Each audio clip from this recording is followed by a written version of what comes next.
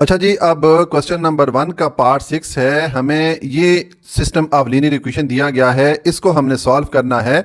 यानी कि हमने इस x और y की वैल्यू फाइंड करनी है और हमने मेथड यूज करना है मैट्रिक्स इन्वर्जन मेथड। ठीक है, तो देखें ये लीनियर इक्वेशन के बारे में मैं इस एक्सरसाइज के शुरू में डिटेल से बता चुका हूं। अब हम ये जो लीनियर इक्वेशन है इनको सॉल्व करते हैं मैट्रिक्स इन्वर्जन मेथड से। तो देखिए, आपको जिस तरह मैंने पिछले पार्ट में बताया कि सबसे पहला स्टेप हमारा क्या होगा, ये जो इक्वेशन हमें दी गई हैं इनको हम कन्वर्ट कर लेते हैं मैट्रिसेस में, यानी कि इनके हम मैट्रिसेस बनाएंगे। तो देखिए मैट्रिसेस हम किस तरह बनाएंगे, इसमें जो कोफिशिएंट्स हैं उनको अलग करके एक मैट्रिक्स बना लेंगे। कोफिशिएंट कौन सी वाली वैल्यू है, ये जो एक्स वाई के साथ वैल्यूज आ रही है, जैसे ये 4 है, ये -3 है, ये कोफिशिएंट कहलाते हैं। ठीक है, तो इनको हम अलग करके एक मैट्रिक्स में लिख लेंगे और एक मैट्रिक्स में हम वेरिएबल लिख लेंगे यानी कि एक्स और वाई, और एक मैट्रिक्स में हम ये जो इक्वेशन की दूसरी साइड पे ये नंबर्स आ रहे हैं जिनको कि कांस्टेंट बोलते हैं, एक मैट्रिक्स में हम कांस्टेंट लिख लेंगे। ठीक है, तो देखें मैं इसके लिए मैट्रिक्स बनाता हूं। पहले मैं कोफिशिएंट का मैट्रिक्स बनाऊंगा, तो इसमें देखें आ जाएगा, पहले मैं लिखूंगा 4। ठीक है, उसके बाद प्लस वाई है, वाई के साथ कोफिशिएंट नहीं लिखा हुआ, तो हम जानते हैं कि जब वेरिएबल के साथ कोफिशिएंट नहीं लिखा होता तो इसका मतलब है कि वहां पर 1 है कोफिशिएंट। ठीक है, तो यहां पर आ जाएगा 1, और उसके बाद ये आ जाएगा -3, ये एक्स के साथ -3 आ रहा है तो ये मैं -3 लिख रहा हूं, और यहां पर आ जाएगा -1। यहां पर भी वाई के साथ कोफिशिएंट नहीं लिखा हुआ था तो इसका मतलब है कि y के साथ कोफिशिएंट 1 है, और ये मैंने साथ माइनस लिख दिया। तो ये मैंने मैट्रिक्स बना दिया कोफिशिएंट्स की वैल्यूज के लिए। दूसरा मैट्रिक्स हम बनाते हैं वेरिएबल्स के लिए। तो देखें इसमें दो वेरिएबल्स है, x और y है, तो ये मैं लिख लूंगा x और y। ठीक है, और उसके बाद इज इक्वल टू का साइन हम डालेंगे, और अब ये जो कांस्टेंट वैल्यूज आ रही हैं इनको भी हम अलग एक मैट्रिक्स में रख लेते हैं। तो ये आ जाएगा 9 -5। तो ये हमने मैट्रिसेस बना लिए इन इक्वेशन के लिए। ठीक है, अब देखें ये जो हमारे पास दो मैट्रिक्स हैं, अगर इनको हम मल्टीप्लाई करें तो वापस हमें यही वाली एक्सप्रेशन मिलेगी। तो इसका मतलब है कि ये मैट्रिसेस या ये जो एक्सप्रेशन है ये सेम है, इक्वल ही है। ठीक है, सिर्फ इनको हमने लिखा मुख्तलिफ तरीके से। ठीक है, इसकी मिसाल मैं ऐसे ही देता होता हूँ कि जैसे 10 है, देखें हम अगर 10 लिखें या 2 × 5 लिखें तो बात एक ही है कि 2 अगर 2 को 5 से मल्टीप्लाई करें तो 10 ही आएगा, यानी कि यही वैल्यू आएगी। तो इस तरह अगर आप इन दोनों वैल्यूज को मल्टीप्लाई करेंगे तो आपको यही एक्सप्रेशन मिलेंगी। ठीक है, तो अब हमने ये मैट्रिसेस बना दिए। नेक्स्ट हम ये करते हैं कि ये जो हमने मैट्रिसेस बनाए हैं इनको हम नाम दे देते हैं। तो मैं लिखता हूं लेट, हम फर्ज करते हैं कि ये पहला वाला मैट्रिक्स है जो कोफिशिएंट्स का मैट्रिक्स है, इसको मैं ए की इक्वल रख लेता हूं। तो ये आ जाएगा a इज इक्वल टू 4 1 -3 और -1। ठीक हो गया, और ये जो मैट्रिक्स है वेरिएबल वाला इसको हम इक्वल रख लेते हैं x के, तो ये आ जाएगा x और y, और ये वाला जो मैट्रिक्स है कांस्टेंट वाला इसको हम रख लेते हैं b के इक्वल। तो ये आ गया b इज इक्वल टू 9 -5। ठीक है, हमने मैट्रिसेस को नाम दे दिए। अब नेक्स्ट हम ये करते हैं कि देखें ये जो इक्वेशन है, इन इक्वेशन में इन मैट्रिसेस की जगह हमने ये जो नाम दिया है, ये जो वेरिएबल्स है ये पुट कर लेते हैं। तो पहला ये हमारे पास कोफिशिएंट का मैट्रिक्स है, इसकी जगह इस a को पुट करें, ये आ जाएगा a। ठीक है, और इस वेरिएबल वाले मैट्रिक्स की जगह आप x को पुट कर लें, और इज इक्वल टू इस कांस्टेंट वाले मैट्रिक्स की जगह आप b को पुट कर लें। ठीक हो गया, अब नेक्स्ट देखें हमें इस x मैट्रिक्स की वैल्यू चाहिए, क्योंकि हमें x और y की वैल्यू फाइंड करनी है। तो हम इस x को एक तरफ रखते हैं और a को दूसरी तरफ लेके जाएंगे। a यहां पर x के साथ मल्टीप्लाई हो रहा है, दूसरी तरफ जाके b पे a डिवाइड हो जाएगा। ठीक है, अब नेक्स्ट हम ये करते हैं कि ये जो a नीचे डिवाइड हो रहा है इसको हम ऊपर लेके जाते हैं। तो देखें a की पावर क्या है, a की पावर 1 है। हम जानते हैं कि जब भी वेरिएबल की पावर लिखी हुई नहीं होती इसका मतलब है कि उसकी पावर 1 होती है। जैसे ये b है, इसकी पावर भी 1 है। ठीक है, ये x है, इसकी पावर भी 1 है, और इस a की पावर भी 1 है। तो जब हम इस a को ऊपर लेके जाएंगे तो इसकी जो 1 पावर है वो -1 हो जाएगी। तो ये आ जाएगा a -1 इज इंटू b। ठीक है, ये आ गया, यानी कि ये a इनवर्स बन गया। तो अब देखें हमें इस x की वैल्यू फाइंड करने के लिए एक तो a इनवर्स की वैल्यू चाहिए, यानी कि ये जो मैट्रिक्स a है इसका हम इनवर्स मैट्रिक्स फाइंड करेंगे, और जब हमारे पास इनवर्स का मैट्रिक्स आ जाएगा तो उसकी वैल्यू यहाँ पर पुट करेंगे और उसको मल्टीप्लाई करेंगे b मैट्रिक्स से, यानी कि ये जो हमारे पास मैट्रिक्स है तो हमारे पास इस x की वैल्यू आ जाएगी। तो देखें इनवर्स फाइंड करने के लिए हमने पिछली एक्सरसाइज में फार्मूला पढ़ा था। देखिए जैसे अब ये मैट्रिक्स ए है, इसका मैं इनवर्स मालूम करना चाह रहा हूं, तो मैं लिखूंगा A inverse is equal to, formula क्या था, ये था एडजॉइंट ऑफ ए और divided by determinant of A. ये फार्मूला हम पढ़ के आए थे पिछली एक्सरसाइज में, यानी कि इस इनवर्स की वैल्यू फाइंड करने के लिए हमें एक तो डिटर्मिनेंट चाहिए इस मैट्रिक्स ए का, और दूसरा हमने एडजॉइंट मैट्रिक्स मालूम करना है इस मैट्रिक्स ए के लिए। ठीक है, तो पहले हम डिटर्मिनेंट मालूम करते हैं। तो मैं लिखूंगा इस मैट्रिक्स ए का डिटर्मिनेंट हमने मालूम करना है, तो मैं लिखूंगा ए डिटर्मिनेंट, मैंने मैट्रिक्स ए लिखा, इसको मैंने 2 बार्स के अंदर लिख दिया, और उसके बाद इसकी जो एंट्रीज हैं उनको भी आप इस तरह 2 बार्स के अंदर शो कर दें। ठीक है, ये स्ट्रेट लाइन है, ये स्क्वायर ब्रैकेट्स नहीं है, स्ट्रेट लाइन है। ठीक है, जब भी डिटर्मिनेंट हम मालूम करना चाहेंगे तो हम इस तरह 2 बार्स यूज करेंगे। तो ये अब इसकी एंट्रीज लिख लें, ये आ गया 4 1, मैं इस मैट्रिक्स ए की एंट्री लिख रहा हूं, और ये आ गया -3 और -1। अब हम इसका डिटर्मिनेंट मालूम करते हैं, मैं यहां पर मालूम करता हूं। तो अब हम डिटर्मिनेंट फाइंड करते हैं। देखिए, मैं डिटर्मिनेंट फाइंड करने का फार्मूला पुट करूंगा, उसमें हम क्या करेंगे, ये जो एंट्रीज हैं इनको हम क्रॉस मल्टीप्लाई कर लेंगे, यानी कि इस 4 को -1 के साथ मल्टीप्लाई कर लेंगे और -3 को हम इस 1 के साथ मल्टीप्लाई करेंगे। इस तरह क्रॉस में इनकी मल्टीप्लिकेशन कर लेंगे। तो देखें, ये आ जाएगा 4 इंटू -1, मैंने इन 2 एंट्रीज को मल्टीप्लाई किया। अब उसके बाद माइनस का साइन पुट करें, ये फॉर्मूले वाला माइनस है। अब ये -3 और 1 को मल्टीप्लाई कर लें, तो ये आ जाएगा -3 इंटू 1। ठीक है, ये हमने मल्टीप्लाई कर लिया। अब आप इस एक्सप्रेशन को सिंप्लीफाई कर लें, तो देखें यहाँ पर +4 है। हम जानते हैं नंबर के साथ जब साइन नहीं होता इसका मतलब है कि वो पॉजिटिव नंबर है, उसके साथ प्लस का साइन है। तो ये प्लस और माइनस मल्टीप्लाई होकर माइनस हो जाएगा, 4 1 से मल्टीप्लाई होगा तो 4 हो गया। ठीक है, और उसके बाद देखें, ये -3 + 1 से मल्टीप्लाई होगा तो हमारे पास इस पोर्शन का, इस पार्ट का आंसर आ जाएगा -3। अब ये -3 इस माइनस के साथ मल्टीप्लाई होगा तो माइनस माइनस आपस में मल्टीप्लाई होकर प्लस हो जाते हैं, और ये आ जाएगा 3। ठीक है, ये आ गया। अब आप इसको सिंप्लीफाई कर दें, तो देखें ये -4 है और +3 है। 4 में से 3 को माइनस करें तो 1 आएगा, और साइन किसका आएगा, बड़ी वैल्यू का, यानी कि माइनस का साइन पुट कर दें। तो ये हमारे पास डिटर्मिनेंट ऑफ ए की वैल्यू आ गई। ए डिटर्मिनेंट की वैल्यू हमारे पास -1 आ गई। अब देखें, ये जो हमारे पास वैल्यू आई है ये 0 के इक्वल नहीं है, इज नॉट इक्वल टू 0। इसका मतलब है कि ये जो मैट्रिक्स ए है ये नॉन सिंगुलर मैट्रिक्स है। तो हम जानते हैं जब मैट्रिक्स नॉन सिंगुलर होता है तो हम उसकी जो इनवर्स की वैल्यू है वो फाइंड कर सकते हैं। अगर हमारे पास सिंगुलर मैट्रिक्स आ जाए तो फिर हम उसकी इनवर्स की वैल्यू फाइंड नहीं कर सकते, हम यहां पर क्वेश्चन स्टॉप कर देते। लेकिन अब ये चूंकि नॉन सिंगुलर है, जिसको उर्दू में गैर नादिर कालब बोलते हैं, ठीक है, तो हम इसका इनवर्स फाइंड करेंगे। ठीक है, मैं यहां पर ब्रैकेट में लिख लेता हूं कि ये नॉन सिंगुलर, हमने नॉन सिंगुलर और नॉन सिंगुलर मैट्रिसेस पिछली एक्सरसाइजेज में पढ़ के आए हैं। ठीक है, तो ये मैंने यहां पर लिख दिया कि ये चूंकि नॉन सिंगुलर है इसलिए अब हम इसको फर्दर सॉल्व करेंगे, क्वेश्चन को आगे कैरी ऑन करेंगे।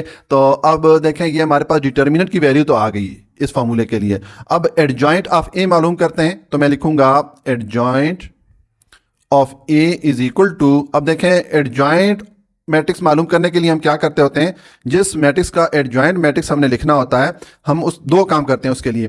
एक तो ये जो डायगोनल एंट्रीज होती हैं, यानी कि ये वाली जो एंट्रीज है, इनको आपस में इनकी पोजीशन चेंज कर लें, इनको इंटरचेंज कर लें, यानी कि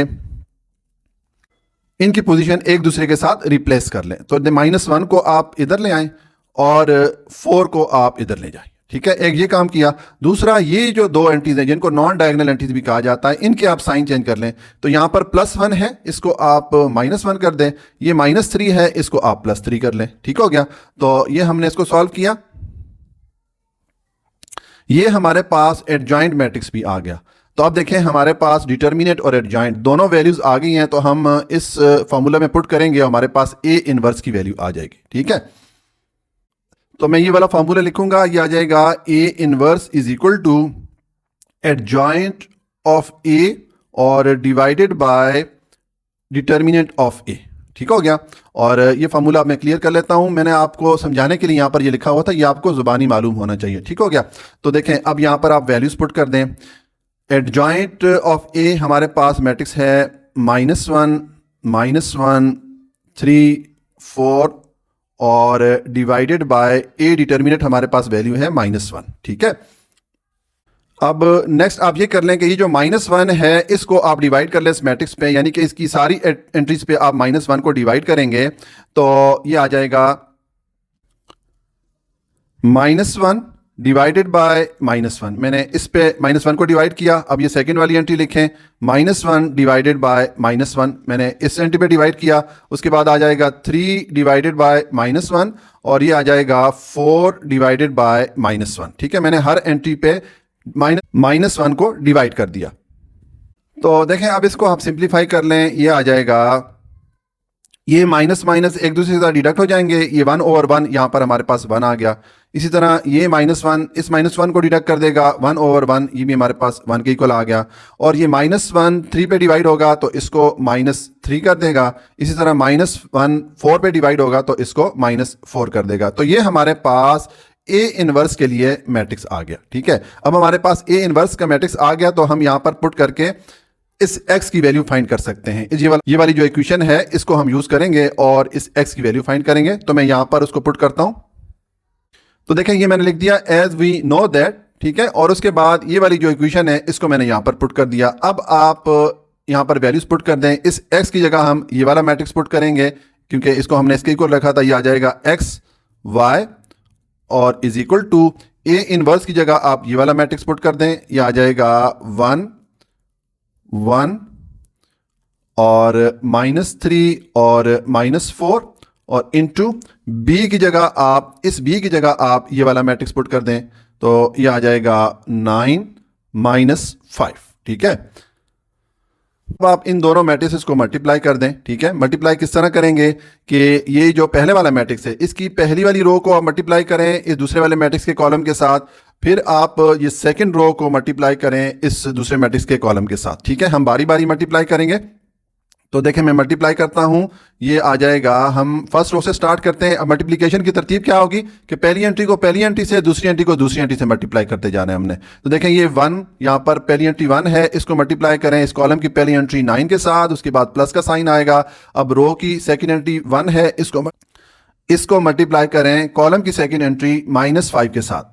ठीक है, तो ये हमने पहली रो को मल्टीप्लाई कर लिया। अब सेकंड रो पे आ जाएं, इसकी पहली एंट्री है -3, इसको मल्टीप्लाई करें कॉलम की पहली एंट्री 9 के साथ, उसके बाद प्लस का साइन आएगा। अब यहाँ पर सेकंड एंट्री है -4, इसको आप मल्टीप्लाई करें कॉलम की सेकंड एंट्री -5 के साथ। तो ये हमने सेकंड रो को भी मल्टीप्लाई कर लिया। ठीक है, अब आप ये जो मैट्रिक्स है इसको सिंप्लीफाई कर दें तो देखें, ये हो जाएगा 1 9 से मल्टीप्लाई होगा तो 9 हो गया। ठीक है, और ये +1 -5 प्लस माइनस मल्टीप्लाई के माइनस हो जाएगा, 1 5 से मल्टीप्लाई होगा तो 5 हो गया। ठीक है, और यहां पर -3 + 9 माइनस प्लस मल्टीप्लाई होके माइनस हो जाएगा, 3 9 से मल्टीप्लाई होगा तो 27 हो गया। ठीक है, और उसके बाद आ जाएगा प्लस का साइन, ये वाला मैंने पुट किया। ये -4 और -5 माइनस माइनस मल्टीप्लाई के प्लस हो जाएंगे, 4 5 से मल्टीप्लाई होगा तो 20 हो गया। ठीक है, अब आप इसको सिंप्लीफाई कर दें तो देखें, ये आ जाएगा 9 में से 5 को माइनस करें तो 4 आएगा, और यहां पर है -27 + 20, 27 में से 20 को माइनस करें तो 7 आएगा और साइन आएगा बड़ी वैल्यू का, यानी कि माइनस का साइन पुट कर दें तो ये हमारे पास मैट्रिक्स आ गया। अब ये मैट्रिक्स किसके इक्वल है? इस मैट्रिक्स एक्स वाई के इक्वल है। तो यहां पर मैं ये वाला मैट्रिक्स पुट कर लेता हूं, ये आ जाएगा एक्स वाई। ठीक है, तो अब देखें, ये हमारे पास दो मैट्रिक्स आ गए और इनके दरमियान इक्वल का साइन है। इसका मतलब है कि ये दोनों मैट्रिक्स आपस में इक्वल हैं। तो हम प्रीवियस एक्सरसाइजेज में ये सीख कर आए हैं कि जब दो मैट्रिक्स आपस में इक्वल हों तो उनकी कोरिस्पॉन्डिंग एंट्रीज भी इक्वल होती हैं। इसका मतलब है कि ये x इक्वल है इस 4 के, क्योंकि ये 4 इस x के लिए कोरिस्पॉन्डिंग एंट्री है, और y इक्वल है -7 के, क्योंकि ये -7 y के लिए कोरिस्पॉन्डिंग एंट्री है। तो मैं लिख लूंगा इसलिए x इज इक्वल टू 4 और y इज इक्वल टू -7। तो ये हमारे पास x और y की वैल्यूज आ जाती है। यहां पर हमारा क्वेश्चन कंप्लीट हो जाता है। लेकिन देखें, अगर आप डबल चेक करना चाहते हैं कि ये जो वैल्यूज आई हैं x और y की, ये करेक्ट हैं या नहीं है, तो आप ये दोनों वैल्यूज इन इक्वेशन में पुट करें। ये जो लीनियर इक्वेशन है, अगर इन इक्वेशन की लेफ्ट हैंड साइड और राइट हैंड साइड इक्वल आ जाती है तो इसका मतलब है कि ये जो वैल्यूज हैं ये करेक्ट है। ठीक है, तो ये हमने इन इक्वेशन को सॉल्व किया मैट्रिक्स इन्वर्जन मेथड से। अब हम इनको सॉल्व करते हैं क्रैमर रूल को यूज करते हुए। अच्छा जी, अब क्वेश्चन नंबर 1 का पार्ट 6 है। हमें ये सिस्टम ऑफ लीनियर इक्वेशन दिया गया है, तो इसको हम सॉल्व करेंगे, यानी कि ये जो वेरिएबल x और y है इनकी वैल्यूज हम फाइंड करेंगे।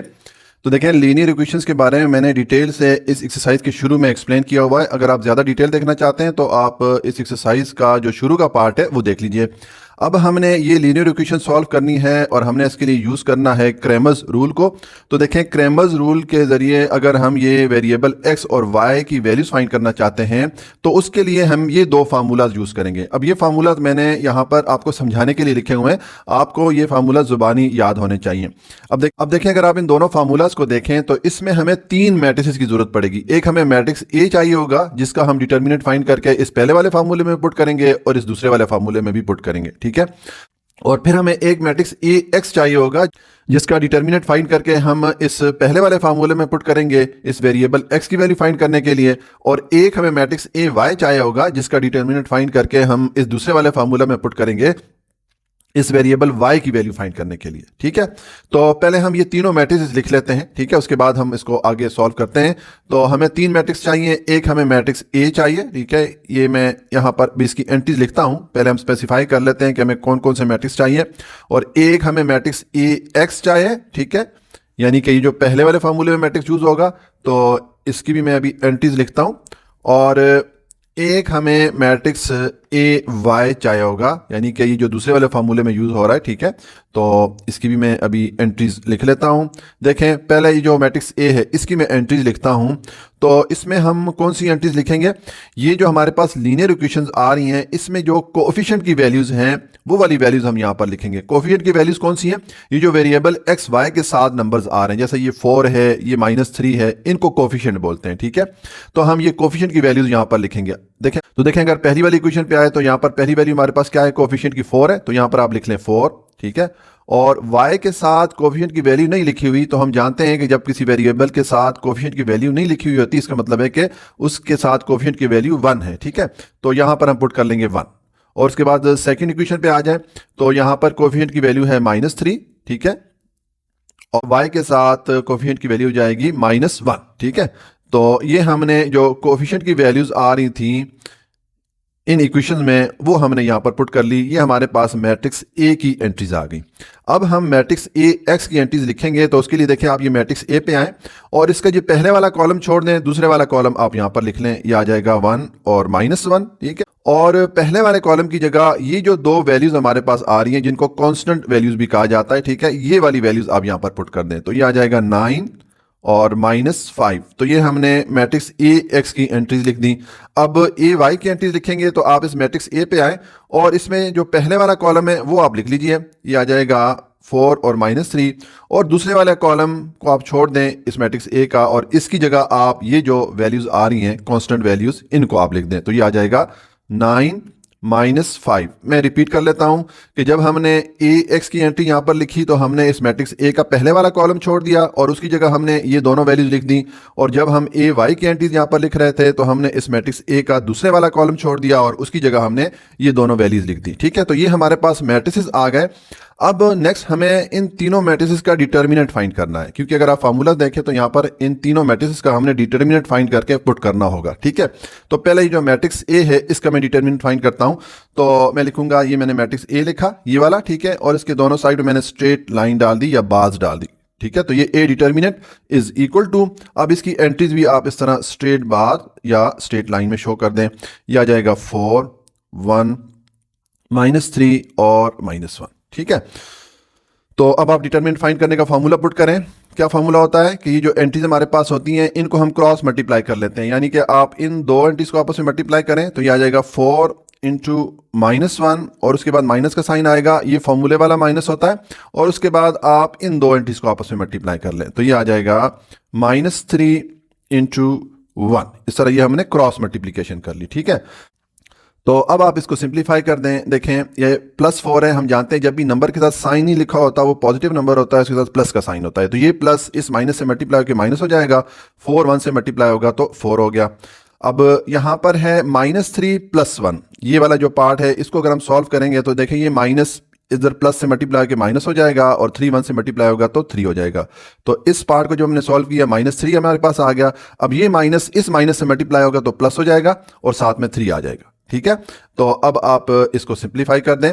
ये यहाँ पर -4 और +3, 4 में से 3 को माइनस करें तो 1 आएगा, और साइन किसका आएगा, बड़ी वैल्यू का, यानी कि माइनस का साइन पुट कर दें। तो ये हमारे पास डिटर्मिनेंट की वैल्यू आ गई, ए डिटर्मिनेंट की वैल्यू हमारे पास -1 आ गई।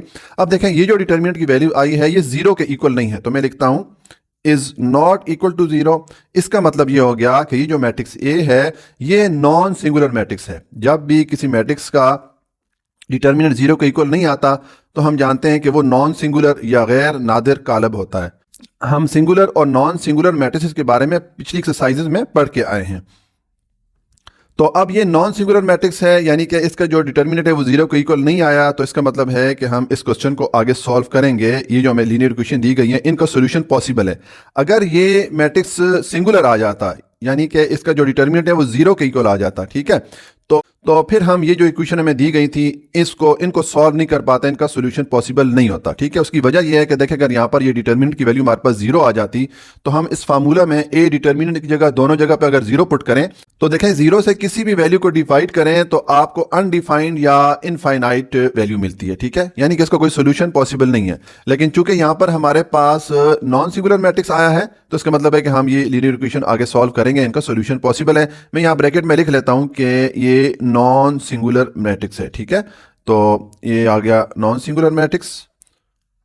अब आप इसको, चूंकि ये नॉन सिंगुलर मैट्रिक्स है तो अब इसको हम सॉल्व करेंगे। ये हमारे पास ए डिटर्मिनेंट की वैल्यू तो आ गई। अब हमें ए एक्स जो मैट्रिक्स है ये वाला, इसकी डिटर्मिनेंट की वैल्यू चाहिए, और ए वाई यानी कि ये जो मैट्रिक्स है इसके डिटर्मिनेंट की वैल्यू चाहिए। तो एक तरीका तो ये है कि मैं इन दोनों का अलग-अलग डिटर्मिनेंट फाइंड करूं और फिर मैं वो वैल्यूज इन फार्मूला में पुट करूं एक्स और वाई की वैल्यूज फाइंड करने के लिए। और एक तरीका ये है कि ये फार्मूला आप डायरेक्ट लिख लें। पहले ये जो वेरिएबल एक्स है इसका फार्मूला में पुट करता हूं तो ये आ जाएगा X is equal to determinant of A X और divided by determinant of A, ठीक है। तो अब यहां पर आप वैल्यूज पुट कर दें। देखें ए एक्स की जगह हम ये जो ए एक्स की एंट्रीज है ये पुट कर लेंगे। इस तरह मैं 2 स्ट्रेट लाइन या बार डालूंगा, ठीक है, क्योंकि हम डिटर्मिनेंट मालूम करने लगे। और ये आ जाएगा 9 1 -5 और -1, ठीक है, और डिवाइडेड बाय डिटर्मिनेंट ऑफ ए की हमारे पास क्या वैल्यू आई है, -1 है, तो इसको आप कर ले -1। तो अब हम इसको सिंप्लीफाई कर लेते हैं। मैं यहां पर सिंप्लीफाई करता हूं। तो देखें पहले हम ये ऊपर वाला पार्ट सॉल्व करेंगे, यानी कि डिटर्मिनेंट फाइंड करेंगे। तो मैं लिखूंगा इज इक्वल टू, अब डिटर्मिनेंट फाइंड करने का फार्मूला पुट करेंगे, यानी कि ये जो एंट्रीज है इनको हम क्रॉस मल्टीप्लाई करेंगे जिस तरह के हमने यहां पर किया था। तो ये 9 को इस -1 से मल्टीप्लाई करें, यह आ जाएगा 9 इंटू -1 और उसके बाद माइनस का साइन आएगा, ये फॉर्मूले वाला माइनस है। उसके बाद -5 को 1 से मल्टीप्लाई कर दें तो यह आ जाएगा -5 इंटू 1 और डिवाइडेड बाय ये आ गया -1, ठीक है। तो अब आप इसको सिंप्लीफाई करें। देखें ये +9 और -1 ये आ जाएगा, ये प्लस माइनस मल्टीप्लाई के माइनस हो जाएगा, 9 1 से मल्टीप्लाई होगा तो 9 हो गया। और उसके बाद ये -5 इस +1 से मल्टीप्लाई होगा तो ये -5 हो रहेगा, ठीक है, और -5 इस माइनस से मल्टीप्लाई होगा तो माइनस माइनस प्लस मल्टीप्लाई के प्लस हो जाएगा और साथ में 5 आ जाएगा और डिवाइडेड बाय -1 हो गया ये वाला, ठीक है। तो अब आप इसको सिंप्लीफाई करें। देखें ये -9 और +5, 9 में से 5 को माइनस करें तो 4 आएगा और साइन किसका आएगा, बड़ी वैल्यू का, यानी कि माइनस का साइन पुट कर दें और डिवाइडेड बाय -1 आएगा। तो देखें अब ये माइनस इस माइनस को डिडक्ट कर लेगा, हमारे पास 4/1 रह गया, तो इसको हम लिखेंगे, मैं लिखूंगा x इज इक्वल टू, हमारे पास ये जो x है इसकी वैल्यू आ गई है 4, ठीक है, ये आ गया, ये हमारे पास x की वैल्यू आ गई। और अब हम ये जो वेरिएबल y है इसकी वैल्यू फाइंड करते हैं। तो मैं फॉर्मूला पुट करूंगा, ये आ जाएगा y is equal to determinant of A Y और divided by determinant of a। अब यहां पर हम वैल्यूज पुट करते हैं। तो देखें ये डिटर्मिनेंट आप ए वाई की जगह आप ये ए वाई मैट्रिक्स जो है इसकी एंट्रीज आप पुट कर दें। आप ये 2 स्ट्रेट लाइन डालें, ठीक है, और ये आ जाएगा 4 9 -3 और -5, ठीक हो गया, और डिवाइडेड बाय डिटर्मिनेंट ऑफ ए की जगह आप ये हमारे पास जो वैल्यू आई थी -1 ये पुट कर दें। अब आप इसको सॉल्व कर दें। तो देखें ये ऊपर वाला पार्ट सॉल्व करेंगे, यानी कि यहाँ पर हम डिटर्मिनेंट फाइंड करने का फार्मूला पुट करेंगे। तो ये जो एंट्रीज इनको हम क्रॉस मल्टीप्लाई करेंगे जिस तरह हमने यहाँ पर भी किया और यहाँ पर भी। तो ये 4 इंटू -5 हो जाएगा, 4 इंटू -5 और उसके बाद माइनस, ये फॉर्मूले वाला माइनस है, उसके बाद ये -3 इंटू 9 कर लें तो ये आ जाएगा -3 इंटू 9, ठीक है, और डिवाइडेड बाय ये आ जाएगा -1। तो अब इसको सिंप्लीफाई करें, देखें ये +4 -5 के साथ मल्टीप्लाई होगा तो -20 हो जाएगा, क्योंकि यहाँ प्लस माइनस मल्टीप्लाई के माइनस हो जाते हैं, 4 5 से मल्टीप्लाई हो गया तो 20 हो गया, ठीक है। और ये -3 और यहाँ पर +9 है, माइनस प्लस मल्टीप्लाई के माइनस हो जाते हैं, 3 9 से मल्टीप्लाई होगा तो 27 हो गया। तो इस पार्ट का हमारे पास आंसर -27 आएगा। अब इस -27 को इस माइनस से मल्टीप्लाई करेंगे तो माइनस माइनस से मल्टीप्लाई होकर प्लस हो जाएगा और ये आ जाएगा 27, ठीक है। और डिवाइडेड बाय ये वाला -1 आ गया, ठीक है। तो अब आप इसको सिंप्लीफाई कर दें, देखें ये -20 और +27, 7 में से 20 को माइनस करें तो 7 आएगा और डिवाइडेड बाय ये आ जाएगा -1। तो अब देखें ये -1 इस 7 पे डिवाइड होगा तो हमें क्या आंसर मिलेगा, -7 मिलेगा, क्योंकि ये माइनस इस प्लस को माइनस कर देगा। तो हमारे पास y की वैल्यू क्या आ जाएगी, -7 आ जाएगी, ठीक है। इस तरह ये हमारे पास x की वैल्यू आ गई और ये हमारे पास y की वैल्यू आ गई। तो हम लिख लेंगे so x is equal to 4 and y is equal to 7। ये हमारे पास x और y वेरिएबल्स की वैल्यूज आ जाती हैं। यहां पर हमारा क्वेश्चन कंप्लीट हो गया। लेकिन देखें, अगर आप इसको डबल चेक करना चाहते हैं, आप ये देखना चाहते हैं कि ये दोनों वैल्यूज करेक्ट हैं या नहीं है, तो आप ये x और y की वैल्यूज इन दोनों लीनियर इक्वेशन में पुट करें। अगर इन इक्वेशन की लेफ्ट हैंड साइड और राइट हैंड साइड इक्वल आ जाती हैं तो इसका मतलब है कि हमारी ये दोनों वैल्यूज करेक्ट है, ठीक है। तो ये हमने इन लीनियर इक्वेशन को सॉल्व कर लिया क्रैमर रूल से। पहले हमने इसको सॉल्व किया था मैट्रिक्स इन्वर्जन मेथड से। तो इस तरह ये क्वेश्चन नंबर 1 का पार्ट 6 कंप्लीट हो जाता है।